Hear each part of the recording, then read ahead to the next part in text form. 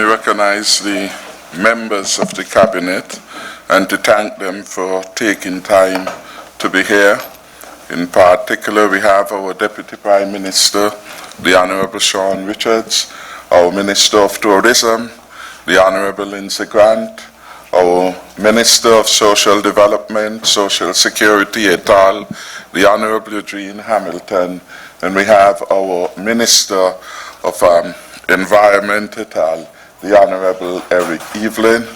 I want to recognize our Deputy Speaker of the National Assembly, Dr. Bernicia Nisbet, Permanent Secretaries, Excellencies of the Diplomatic Corps, and representatives of the media all. This is my first press conference for the new year, 2021, and in this regard I want to begin by wishing all who are listening to this press conference a happy new year. This new year promises many opportunities, in my view, to rebuild our economy and society stronger and safer. Our able management of our country since 2015 has allowed us to build up unprecedented fiscal surpluses that have helped us so far to weather the rough storms of the COVID-19 pandemic.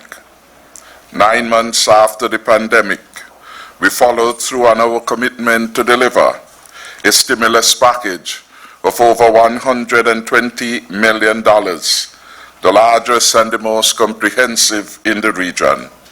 And your government kept all 9,477 employees across the established division of the government auxiliary employees, and the STEP program on the job. Additionally, 1,332 government pensioners received their due entitlements. We did not borrow $1 during that period. Our aim for 2021 is to incur minimal debt, and if and when we do, we shall apply it principally to assist with our economic recovery. Public confidence in my government remains high, and there are clear signs that our private sector partners are ready to more fully re-engage and make the necessary investments. It is the combined efforts of the public and private sectors that will give St. Kitts and Nevis, that will get St. Kitts and Nevis on a positive path of growth soonest, notwithstanding the attendant downside risks posed by COVID-19. Several private sector projects will start in the first quarter of 2021, resulting in more jobs, better incomes, and more economic activity in our federation. We are well aware that just on the 22nd of December or thereabout, TDC launched the Doors Residential Development. The construction is expected to start in a few weeks.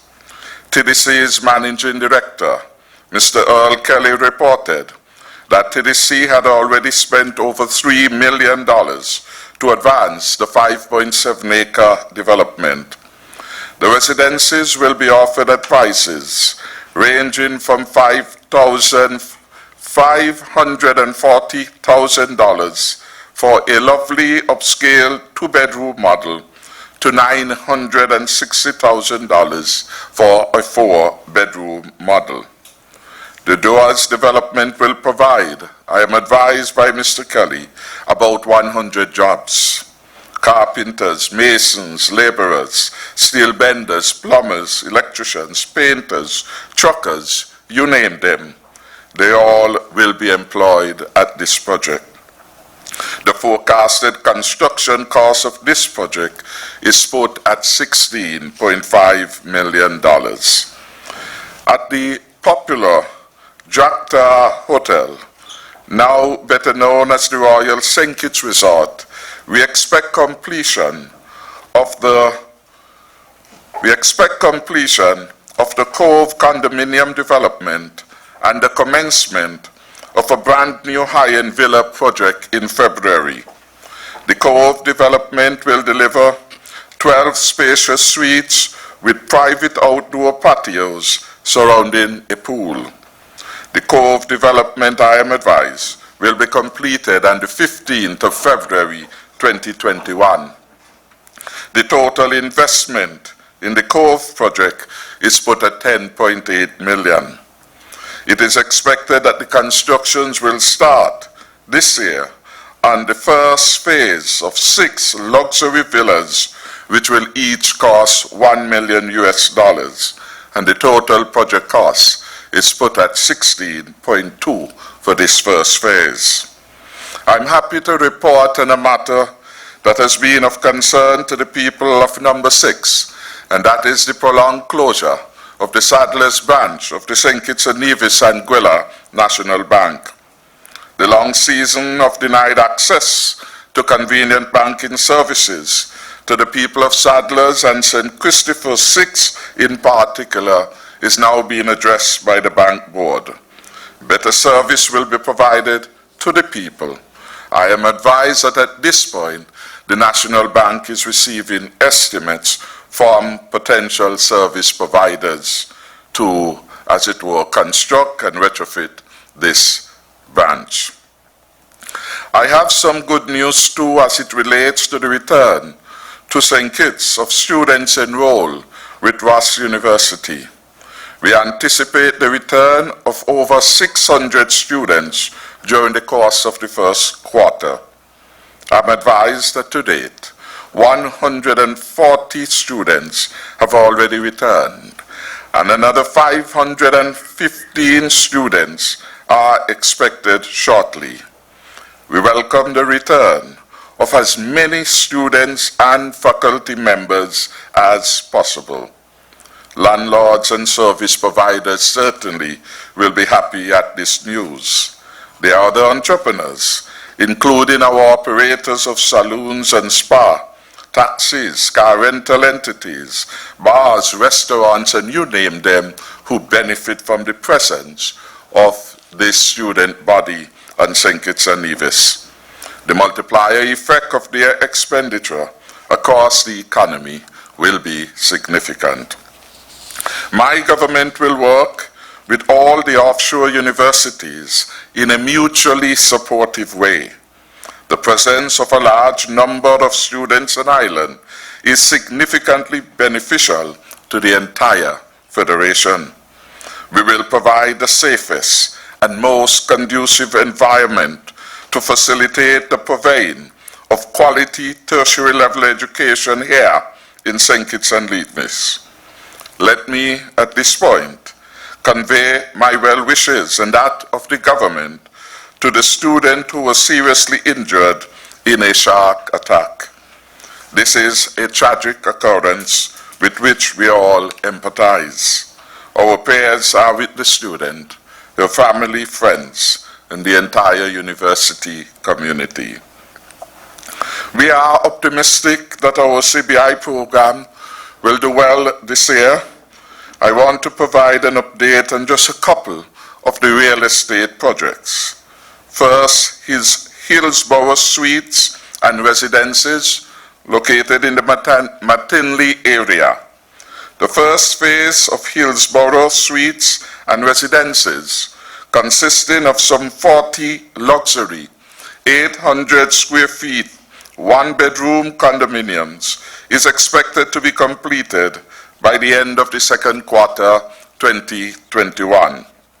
I'm advised that phase 2, which is earmarked to commence in the first half of 2022, that is next year, will add a further 60 luxury suites and conference facilities. Work is at an advanced stage at the project, the current focus being on completing the interior finishing, which had been slightly delayed as a consequence of COVID-19. Commencing on Monday, the 18th January 2021, I am advised that the workforce will increase on site to 45 persons as external works begin on the pool, the parking, fencing, and other external infrastructure. Hillsborough Suites and Residences aims to provide a modern development of which all citizens and residents, and indeed their guests, can be justifiably proud. Turning to Seaview Hotel in West Barstow, significant progress is being made at this hotel, and the first phase of this project will see an addition, I am advised, of 100 rooms to our hotel room stock, and several commercial spaces will be ready for occupancy by June of this year. In March, ZIZ will be celebrating 60 years of broadcasting. ZIZ is really the people's radio station. It has delivered yeoman service to our country, and I want to commend its leadership over the years for their work. ZIZ has undergone significant changes in technology, in administration, etc. over the last 5 years. I must commend the chairman, Lester Hanley, for his leadership so far. Recent upgrades at ZIZ Broadcasting Corporation include infrastructure upgrades to the television station and production studio, including complete remodeling and retrofitting of the production studio with repairs to the roof, the installation of new air conditioning units and transmission spaces. Partial upgrade to the radio station and television station. IT network will better facilitate increased bandwidth needed through both stations. Upgrades to its cameras, outside broadcasting equipment, and production computers and in-studio lighting have all taken place. Having upgraded most of its television production capability, ZIZ Television experienced immediate improvement in its ability to produce content for local consumption on television and across several online and social media platforms. This has made it unnecessary to carry wholesale news packages from other stations as fillers to its newscasts. ZIZ has returned to live production of its news and in-studio production. I'm advised that ZIZ reaches viewers or listeners in 113 countries worldwide across its multiple platforms. It has 4 million Facebook views, YouTube of 1 million views. ZIZ Online has 1.2 million hits. ZIZ TV Online website 1.1 million hits. ZIZ Radio Online website app tuning 2 million hits. ZIZ is a predominant broadcasting station in St. Kitts and Nevis, popular with and loved by all our citizens and residents at home and abroad. The country's oldest and best radio station, best known radio station, will shortly release its program of activities to commemorate this historic 60-year milestone. ZIZ is in many respects the nation's most reliable source for popular programming and authoritative issues such as COVID-19 briefings, Working for You, and Leadership Matters. Turning to Leadership Matters, this program started in 2020 on ZIZ Radio and television and social media platforms and attracted a social media viewership of 410,334 over 30 editions, or an average of 13,677 views across Facebook, YouTube, etc. Of course, in addition to online platforms, thousands more tune in to Leadership Matters on radio and TV. The program will resume in the first week of February 2021. I want to thank the loyal fans of the program and well-wishers for their amazing support for Leadership Matters specifically and ZIZ more generally. I now turn to some issues relating to our Foreign Service. Last Monday, I updated Cabinet on our efforts to fill the vacancy for a permanent representative to the United Nations. His Excellency Ian Patrice-Libert has been designated to serve as our permanent representative to the United Nations. United Nations, of course, is the premier global organization with over 193 member states and a large number of entities accredited to it. Ambassador Libert has served the country well as its Minister of Public Infrastructure et al. He is well versed in a range of public and private sector matters, and he will be an asset to our country in this regard. I am advised that other Foreign Service officers are being transferred from capital to postings in our embassies and missions abroad. I want to wish all of them well. Mr. Sheldon Henry will join Ambassador Ian Libert working at the permanent mission to the United Nations as Second Secretary. Ms. Chanel Williams has been approved for assignment to the permanent mission to the OAS in Washington, D.C. as First Secretary. Ms. Dinala Laplace will be posted to our High Commission in Ottawa as Second Secretary. I wish all of these, our nationals, outstanding success in their new assignments. I am pleased to advise that the Cabinet has approved the formation of the board to guide the operations of the Medicinal Cannabis Authority. The composition of the board is being actively pursued.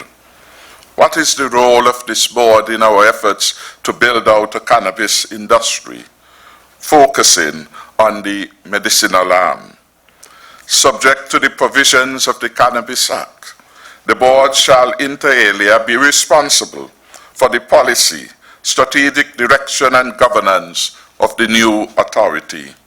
In performing its functions, the board shall monitor the administrative operations of the authority, b. submit recommendations to the Cabinet in relation to the issuing of licenses and other authorizations, c. advise the Minister on matters of general policy relating to the management and development of an efficient and regulated medicinal cannabis industry.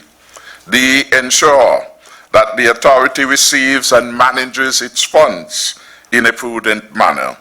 And D. do all such things as the board reasonably considers necessary or expedient for the purpose of carrying out its functions under this Act.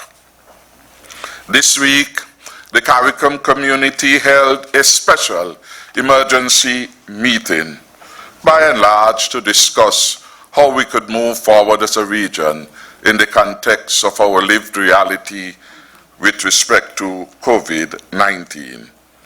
One of the many matters discussed was availability of vaccines, and the CARICOM heads reiterated our concern for equitable access to an efficacious vaccine, and of course, we denounce efforts at vaccine nationalism. By that, we see developing the tendency where specifically the larger and richer countries are being the first to have access to the vaccine. And having regard to the requirements and the quantum available, we are attempting to ensure that consideration be given to all countries, all regions of the world. And therefore, there must be a regime that allows for equitable access. Indeed, in the fight against COVID, so long as one country has it, all of us have it. It is a transboundary issue which we have to confront together. At present, there are 11 ongoing phase 3 trials, and 3 vaccine candidates have received emergency use authorizations. The 3 being the Pfizer-BioNTech vaccine, Moderna vaccine, and the AstraZeneca vaccine. The COVAX facility is a global mechanism for pooling the purchasing and fair distribution of vaccines. And it is one of the 4 pillars as we undertake to defeat COVID-19. Vaccines, of course, loom large. It is one of the 4 pillars that we have to address if we are going to win the fight. And we have internationally what has been described as the Facilitation Council. St. Kitts and Nevis is a member of that authority by virtue of my quasi-cabinet position among CARICOM heads as the lead Prime Minister and matters to do with health, among other issues.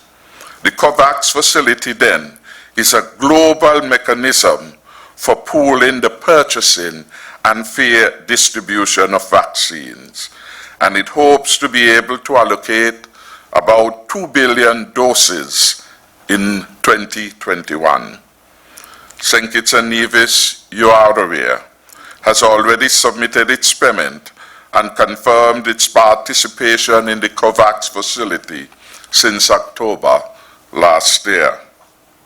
On January 5, 2021, the government of the Republic of China committed to a special fund of US $600,000 for the purchase of additional vaccines. Our Chief Medical Officer, Dr. Hazel Laws, is leading the national efforts regarding COVID-19 vaccines, and she is our technical advisor to the Facilitation Council. The end of the pandemic, of course, is dependent on rapid vaccination as well as the continued application of non-pharmaceutical measures which they already know so well and must continue to comply with. The wearing of masks, the regular hand hygiene, the social and physical distancing remain important. For St. Kitts and Nevis, we have set ourselves the ambition of being able to vaccinate 70% of the population. We think by achieving this will help to prevent clusters of COVID-19 and, of course, local transmission. We are still many miles from this. The vaccine is not yet here, but we are up in the queue, having made initial payments, and certainly the contribution from the government of Venezuela will take us closer to achieving this significant target. Sorry, Republic of China, Taiwan. That is the official name. The Republic of China, Taiwan is the popularized name. As with St. Christopher and Nevis, St. Kitts, so Republic of China, Taiwan. We ended 2020, I'm turning now to the issue of law and order, with a 20% reduction in major crimes when compared to 2019. Additionally, our detection rate for homicides rose to 40%. This is the 3rd year in a row that we have experienced a significant reduction in overall major crimes, and there are about 14 categories, apart from homicides, rape, malicious damage, etc., all part of what we consider or described as major crimes. 10 homicides were recorded in 2020. In 2019, 12 homicides were recorded. Homicides, you will note, continue to decrease year after year. Additionally, our detection rate for 2020 is 40%. I just said that before. We hope in due course to further enhance the safety and security of St. Kitts and Nevis to such an extent that homicides are reduced to single digit. Indeed, in the ideal world, we would wish that there be none. In the secular world, there will be. And so the realistic expectation is that we will keep homicides in our country low as possible. And we're working hard to do that. The police is making progress in its investigations on the 2 recent homicides in Barstow. I must remind our citizens and residents that each of us can contribute to crime reduction if we practice to say something when we see a crime being committed or we become privy to any information on it. No one must be allowed to take another's life with impunity, and the law must take its course. We must never recoil from seeking peace and pursuing it. We continue to work hard to make St. Kitts and Nevis the safest small island state in the world. We commiserate, of course, with all families who have lost loved ones due to violent crimes. And we promise never to relent in our efforts to eradicate violent crimes from our society here in St. Kitts and Nevis. In a more positive note, Her Majesty the Queen has graciously considered a recommendation for my cabinet through His Excellency our Governor General that Mr. Hilroy Brandy, our Commissioner of Police, be awarded the Queen's Police Medal, QPM, on account of his distinguished and meritorious law enforcement service spanning some 39 years. Could we give Mr. Brandy a special hand? Mr. Brandy's excellent record in law enforcement has finally received the recognition and acclaim of Her Majesty. I'm not sure whether he will be meeting her in person or virtually, but I want to commend him on this significant conferment at this time in his career. And of course, on behalf of all of us at Cabinet, I extend to you again, Commissioner Brandy, our most sincere congratulations and best wishes. The other matter which I wish to address at this time is the matter of street vending. This matter has been a source of public concern for some time. The overcrowding of our street in Barstow by illegitimate vending, the exposure of our differently abled and elderly to risks and hazards by the improper placement of vending facilities in Barstow must now be controlled. My government is in favor of small people plying their legitimate trade. In fact, we encourage entrepreneurship. And it has been really amazing to see the growth in businesses, in fact, official businesses, that is people registering, getting their license, etc., year after year. Last year we had a record high of over 800 business licenses being approved by the Ministry of Finance.